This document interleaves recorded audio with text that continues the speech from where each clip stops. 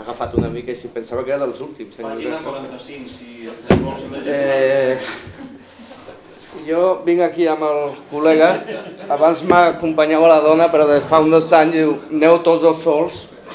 Com que llegiré només 14 versos, em permeto presentar en 10 segons.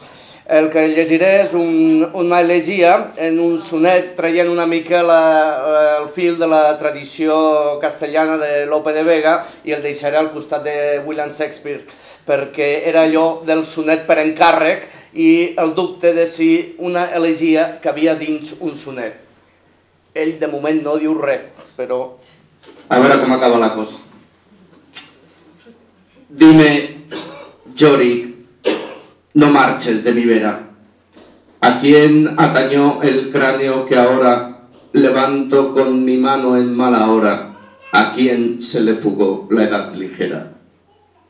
Dime, Yorick, ¿de quién la calavera? Revélame si hay vida tras la aurora. ¿Qué momia late y qué momia decora el verso hasta tener la estrofa entera? Defenderás la vida en tumba incrédula. Sabrás que de ricino es el jarabe, 14 cucharadas de la médula.